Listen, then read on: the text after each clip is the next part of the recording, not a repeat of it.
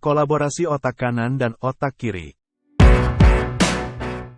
Dalam bisnis, dalam kepenulisan, dalam ibadah, dalam memimpin dan dalam segala bidang gunakanlah otak kanan terlebih dahulu, sambil dilengkapi dengan otak sebelah kiri. Itu bertujuan agar apa yang kita rencanakan segera terrealisasi dan bisa menghasilkan bukti-bukti, bukan hanya sekedar teori, menghasilkan tindakan yang menghasilkan aksi.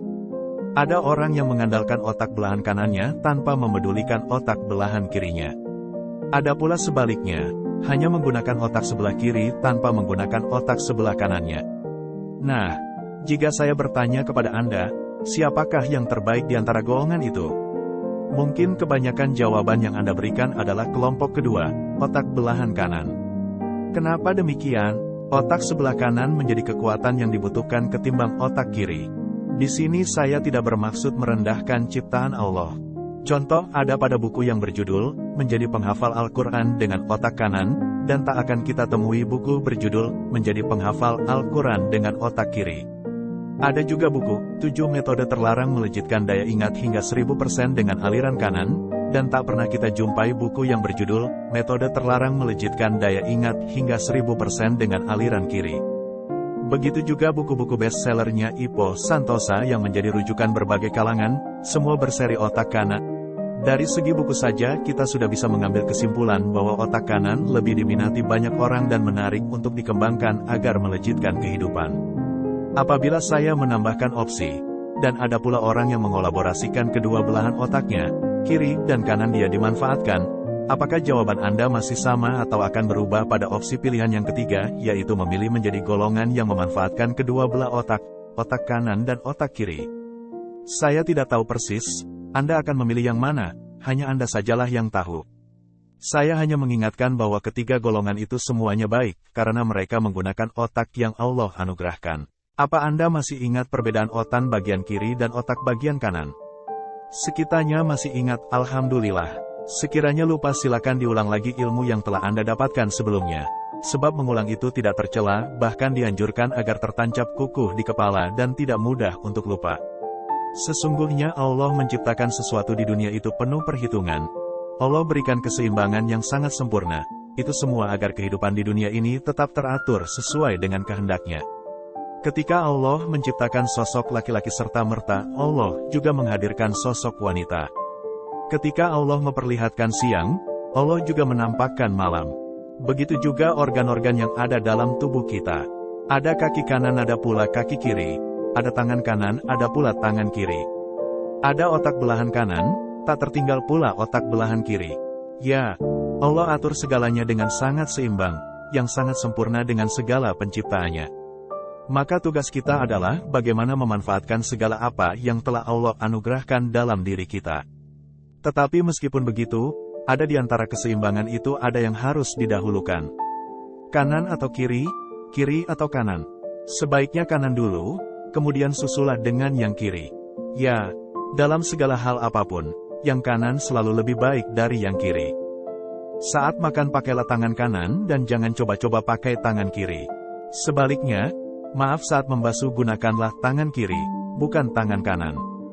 Dari situlah kitab Isa menyimpulkan dalam perkara baik dahulukanlah dengan yang kanan bukan yang kiri. Dalam Al-Quran pun sering kita temukan, golongan kanan itu menandakan golongan orang-orang yang baik yang menerima amal kebaikan.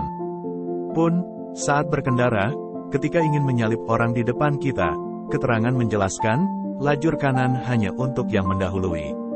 Nah, melihat dari segi itu saja, otak kanan harus lebih dominan ketimbang otak kiri. Otak kanan kita dahulukan agar kita lebih berani bertindak dan selangkah lebih maju. Setelah semuanya berjalan, maka dukung dengan otak kiri sebagai pelengkapnya.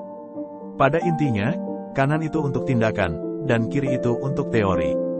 Keduanya saling menguatkan dan saling melengkapi. Dalam hal apapun otak kanan memang harus lebih diutamakan. Seperti saat berbisnis. Hal ini telah saya lihat hasilnya sendiri. Saat adik saya ingin menjalankan usaha sablon mop, keramik dan baju. Ia langsung bertindak tanpa memikirkan resiko yang akan dia terima. Nah, hal itu menggunakan otak kanan bukan otak kiri. Modalnya hanya sedikit keberanian dan sedikit uang, dan ini lagi-lagi otak kanan. Ia cari link untuk memesan alat-alat dan bahan-bahannya mulai dari alat press, printer, beserta tinta sublime, mug atau gelas, keramik, kertas cetak dan alat-alat yang diperlukan lainnya. Ketika telah dapat link toko penjual dan setelah diteliti, penjual tersebut bukan bagian dari penipuan. Sontak saja, dia langsung menelpon sang pemilik toko kemudian membeli apa-apa yang diperlukan, dan ini masih otak kanan. Padahal sebelumnya, ia pernah belajar teori tentang menyablon atau mengerjakan cara usaha yang akan dijalankannya. Dia hanya bermodalkan HP, menelepon penjual untuk belajar tata cara kerja menyablon dan mencari tutorial-tutorial yang berbentuk video di YouTube. Nah, ini bentuk kolaborasi otak kanan dan otak kiri. Singkat cerita, barang yang telah ia pesan pun sampai ke rumah yang kami tempati. Akhirnya ia telah mengetahui cara kerjanya dan siap menjual jasanya. Nah, ini cara yang terstruktur menggunakan otak kiri. Sampai saat ini usaha itu masih berjalan, dan alhamdulillah sudah menghasilkan pundi-pundi rupiah. Padahal sebelumnya ia tak pernah kursus dalam bisnis yang ia geluti. Hanya keberanian dan kemauan yang dia miliki. Bisnisnya berjalan sampai saat ini. Dari pengalaman yang saya dapatkan itu, menunjukkan bahwa otak kanan itu memang harus didahulukan, agar kita berani melakukan tindakan untuk memulai sesuatu.